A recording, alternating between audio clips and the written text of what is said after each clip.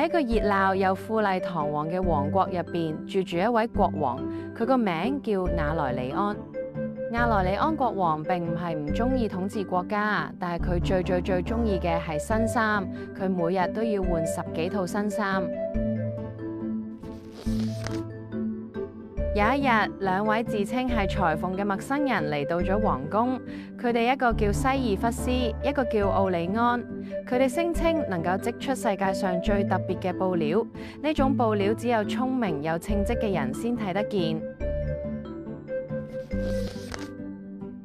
國王十分興奮，佢派出咗佢最忠誠、最聰明嘅侍從萊斯特爵士去睇下布料織得點樣。爵士一行入工作室就睇到西爾弗斯同奧里安喺空空嘅織布機前忙碌。萊斯特爵士仔細咁望完又望，除咗空氣，咩都睇唔到啦。天啊，唔通我係一個蠢蛋？如果我講真話，國王會以為我唔稱職啦。於是佢大聲讚美布上面華麗嘅色彩同奇妙嘅圖案。萊斯特爵士返嚟稟報之後，亞萊里安國王終於決定親自去睇一睇。當佢面對嗰兩部空空嘅機器嘅時候，佢心跳得好快。國王心諗：我乜都睇唔到，唔通我真係唔夠聰明？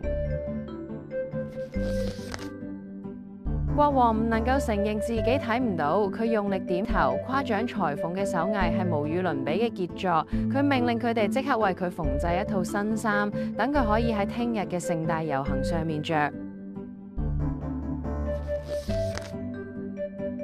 遊行嗰日，裁縫假裝幫國王着上新衫，佢哋輕輕咁着上褲，小心翼翼幫國王披上外套。國王高高抬起頭，大搖大擺咁走向大街，但佢身上實際只係着住底衫褲。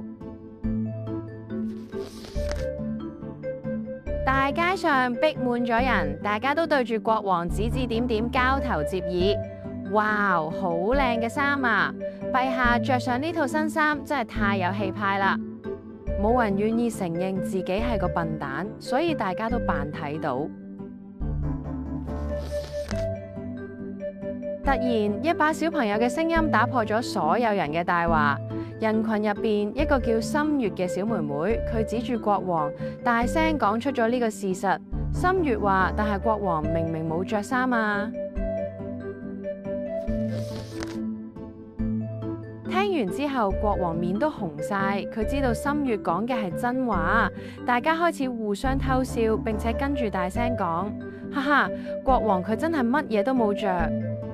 亞萊里安國王雖然尷尬，但係都係頂直腰板，繼續走完咗遊行。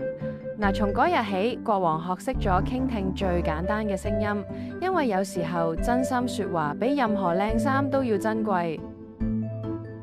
嗰日，一個最單純嘅聲音講出咗大家心裏邊其實早已經知道嘅事。